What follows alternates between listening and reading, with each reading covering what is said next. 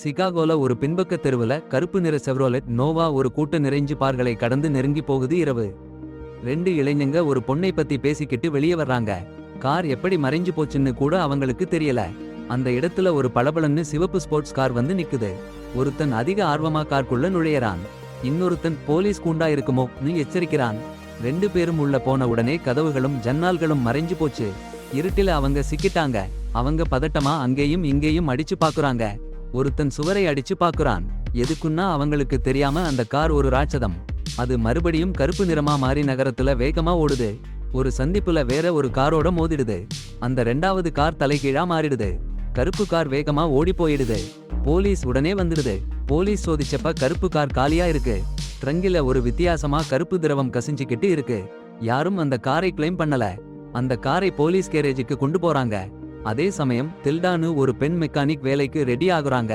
அவங்க காதலன் வேலை இல்லாதவன். எப்பவும் அவருக்கு முதுகு வலிக்குதுன்னு கொஞ்சம் கொஞ்சமா அவங்களை அலுப்பேத்தறான். வீட்ல சுத்தி அலைஞ்சிட்டு இருக்கா. அவன் கொஞ்சம் வேலை செய்யணும்னு சொல்றா. ஆனா அவன் கார் சரி பண்ண சொல்லிட்டு இருக்கான். வேலைக்கு போற இன்டர்வியூக்குன்னு சொல்லி கேரேஜ்ல ஒரு தாடி வைச்ச மெக்கானிக் கார் புதுசா எந்த காயமும் இல்லாம சரியாயி இருக்கிறத பார்த்து அதிர்ச்சியா போறான். என்ஜின் பாக்கறதுக்குள்ள கார் டோர் அவன் கால்ல வாங்கி அடிச்சிடுச்சு. Double accident. அவன் உடம்போட்டு ஓடின உடனே கார் அவனை லிஃப்ட் ஷாஃப்ட்ல தள்ளிடுச்சு. கேரேஜ் ஓனர் ஒரு கடுமையான கண்காணிப்புல இருக்கிற ஆளு. அவன் ஆபீஸ்ல உட்கார்ந்து கேமரா மூலமா எல்லாத்தையும் பார்த்துட்டு இருக்கான். அந்த தாடி வைச்ச மெக்கானிக் வேலை முடிக்காம காணாம போயிட்டத பார்த்து அவனுக்கு கவலையா இருக்கு. உடனே இன்டர்காமுல வேற ஒர்க்கர்ஸ எல்லாரையும் கூப்பிட்டு அந்த மெக்கானிக் எங்கேன்னு கேட்கிறான். ஒரு செவிடான மெக்கானிக், ஒரு செவிப்புல இருக்கிற டீன் ஏஜ் பையன், ஒரு அனுபவம் வாய்ஞ்ச மெக்கானிக்னு அந்த டீம் இருக்கு. போஸ் கேள்வி கேட்டதால அவங்க சொல்லி கொடுத்து இருக்காங்க. அந்த அனுபவம் வாய்ஞ்ச மெக்கானிக் தாடி வைச்ச மெக்கானிக்க தேடி போகணும். செவிடான மெக்கானிக் அந்த பையனை பார்த்து டில்டா விரைவில் வருவாளான்னு கேளுங்க. டில்டா லேட் ஆகி பைக்ல கேரேஜுக்கு வந்தா அவங்க அத்தைமகன் வேலையில படிக்கிறதுன்னு பாஸ் அவளை ரொம்ப கிண்டல் பண்றாரு. அப்புறம் பாஸ் காணாம போன மெக்கானிக்க தேட போறாரு. இந்த நேரத்துல டெல்டா பாஸ் செக்ரட்டரி கிட்ட முன்னாடி விட்டுட்டு போன லாகெட் கேக்குறா. ஆனா செக்ரட்டரி பார்க்கலன்னு சொல்றா. அந்த பழசு மெக்கானிக் கருப்பு கார கிட்ட போறப்போ தாடி மெக்கானிக்க தேடி அவங்க அத்தைமகன் அங்க தோணுறாரு. அதுல டெல்டா பாஸ் கிட்ட பிரேக்ல அவங்க பாய் ஃப்ரெண்ட் காரை பழுது பார்க்க அனுமதி கேக்குறா.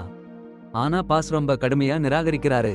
ஏன்னா பழுது பார்க்க கார் நிறைய இருக்குன்னு சொல்லி அவங்க பாய் ஃப்ரெண்ட் ஒரு பொறுப்பில்லாதவன்னு சொல்றாரு. டில்டா சும்மா இருக்க மாட்டாங்க. வேலையை தொடங்குறாங்க. அந்த கருப்பு கார் பக்கம் அவங்க கவனம் போகுது. காரை பார்த்ததும் வேற மாதிரி உருவாக்கப்பட்டிருக்குன்னு, ஒரு வித்தியாசமான சக்தி இருக்குன்னு சொல்றாங்க. காரை தொட்டதும் ஒரு விசித்திரமான சூடு. கார் நின்னு போச்சுன்னா என்னடா இவ்வளவு வெப்பம்? காரோட உடம்பு அனல் போல சூடா இருக்கு. தில்டாக்கு சந்தேகம் அள்ளி வச்ச மாதிரி. காது காரோட உடம்புக்கு ஒட்ட வச்சாச்சு. சி இஸ் இஸ் னு ஒரு ஒலி. எந்த இன்ஜினிலையும் கேட்டதில்ல. அவள் கண்களை விரிச்சாச்சு. உடனே அவள் டீமுக்கு சத்தம் போட்டாச்சு. காரை தூக்கி விடுங்கன்னு. கீழே பார்க்கணும். செவிடான மெக்கானிக் தில்டா மச்சான் லிப்ட்ல மேல போயிட்டாங்க. தில்டா தாடி மெக்கானிக்க தேடிட்டு இருக்கா. அந்த பக்கம் பழைய கார் ஒண்ணு. அடடேய், ரொம்ப ரொம்ப அரிய கார். பழைய மெக்கானிக் கண் கலங்கி பார்க்கிறார். தில்டா போனா கருப்பு கார் இல்ல, அந்த பழைய கார் தான் இருக்கு. அவரு காரோட கதவை திறந்து பார்க்க போறாரு. சடார்னு கதவு அடிச்சுது. தில்டா காரோட கட்டி பிடிச்சாச்சு. ஒரு பயங்கர அழுத்தம். அந்த காரில இருந்து ஒரு வித்தியாசமான கை என்னமோ வெளியே வருது. சாரதி அந்த முதியவரை ஒரு கார்ல கிள்ளி பிடிச்சுக்கிச்சு. உள்ளே சிக்கிக்கிட்டாரு.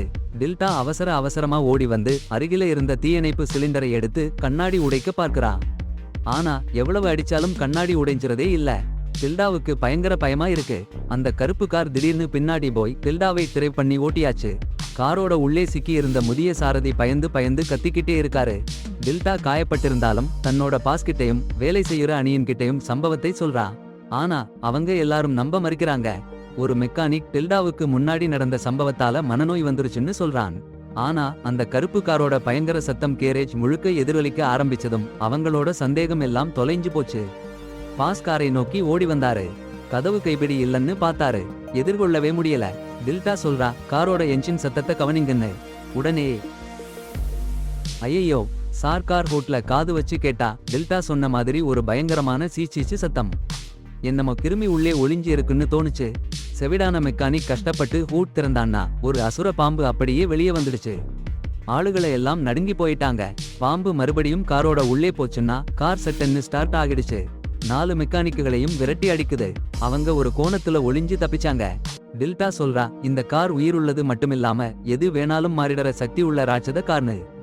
அவங்க பையன் சொல்றான், சில ஜீவன்கள் கல் மாதிரி சிப்பி மாதிரி மாறுவேடமிட்டு சின்ன ஜீவன்களை பிடிச்சு சாப்பிடும்னு. டில்டா போலீஸ் சொல்லணும்னு சொல்றா. ஆனா சார் சொல்றார், அந்த ராட்சத காரை அழிச்சு தான் ஆகணும்னு.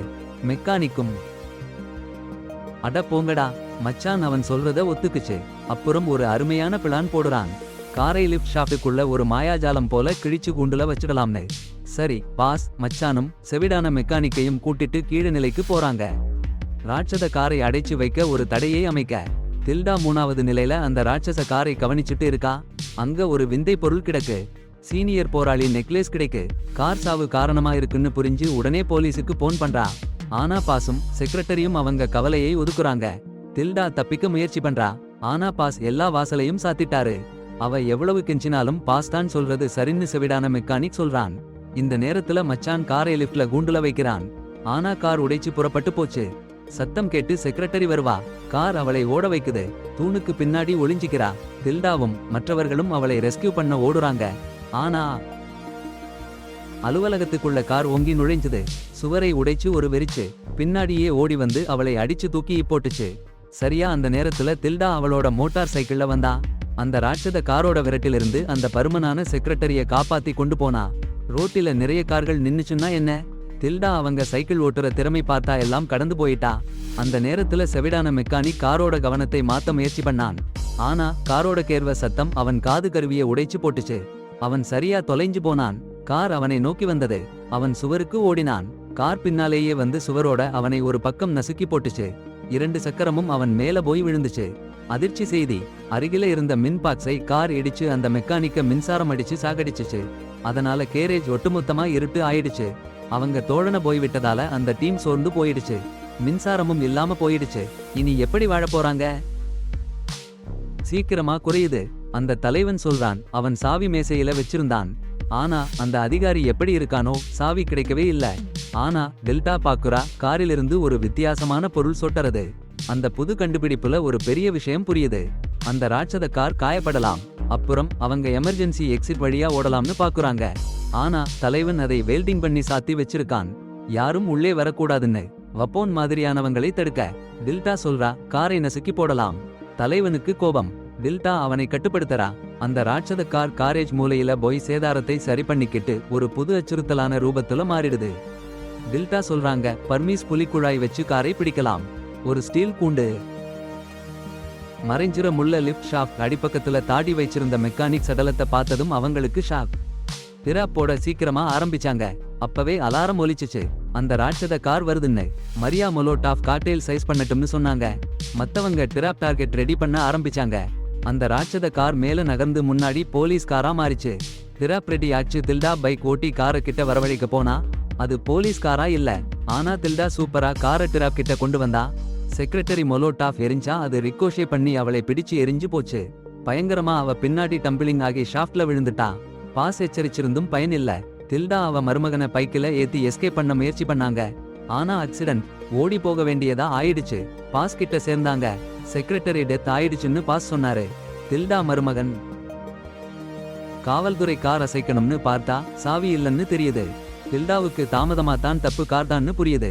அந்த அசுரன் கார் காவல்துறை காரா வேஷம் போட்டு அவளை ஏமாத்திட்டு அவளை வெளியே இழுக்க முயற்சி பண்றா. ஆனா உள்ள மாபெரும் பாம்பு அவனை நசுக்குது. வாசு துப்பாக்கி சுடுறாரு. ஆனா குண்டை எதுவும் செய்யல. கொஞ்ச நேரத்துல கார் போயிடுச்சு. மச்சான் சாகுறான்.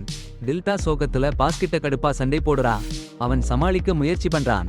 சரியான காரை கேவலமா ஸ்டார்ட் பண்ணி அந்த அசுரன் காரை ரத்த கரைய பின்தொடர்ந்து ஓட்டுறாங்க. காரில இருந்து இறங்கினாங்க. அந்த அசுரன் கார் சட்டன்னு வந்து டில்டாவை ஓட்டுது. அவ காரோட முன்னாடி பிடிச்சுக்கிட்டு இருக்கா. வாசு கிணற்றுக்கு காரை ஓட்ட முயற்சி பண்றாரு. டில்டா விட்டுடுறா. ஆனா ஜிபிஎஸ் உள்ள ஒரு தொங்கல் அவ காலில சுத்தி இழுக்குது. கீழே விழுறாங்க. டில்டா முள்ள தட்டுனது இல்ல. ஆனா அசுரன் கார் அந்த வெடியில குத்திக்கிச்சு. பாசுக்கு ஏனி பிடிப்பு போயிடுச்சுன்னு தோணுது. ஆனா பிடிச்சுக்கிட்டாரு. அட போங்கடா. அந்த அசுர வண்டி சர்ப்பம் மாதிரி மாறுது பாருங்க. டில்டா துப்பாக்கியை பிடிச்சு அருகிலிருந்த வேறொரு காரை பொசுக்கி போட்டா. அது அந்த ராட்சத வண்டி மேல தள்ளி விழுந்து நசுக்குது. டில்டா சின்ன காயங்களோட வெளியே எழும்புறா. அந்த பாஸ் கூட ஒரு கணத்தில் ஏணி ஏறி வரும்போது அவருக்கு லாபம் எப்படி கிடைக்கும்னு தான் நினைப்பு. இந்த கதையை வித்து டில்டாக்கு பங்கு கொடுக்கலாம்னு திட்டம். சாவி அவருக்கிட்டே இருந்ததுன்னு பின்னாடி சொல்றாரு. போற பணத்திற்காக ஏமாத்தினாருன்னு. கேரேஜ் வாசல் திறந்ததும் டில்டா காதலன் கவலையோட நின்னுருக்கான். போன் பண்ணினா எடுக்கலன்னு. அவன் பயந்த நாய் மாதிரி இருக்கிறத பார்த்து டில்டா அவன் காரோட சாவிய வீசுறா. அவன் கார் நொறுங்கி போயிருக்குன்னு பார்த்து அதிர்ச்சியாகுறான். டில்டா காலை வெளிச்சத்துல வீதிக்கு வரும்போது அந்த ஒரே மாதிரியான கருப்பு கார்கள் கேரேஜ் நோக்கி வர்றதை பார்க்கிறா. அந்த அசுர வண்டியோட சத்தம் கேக்குது.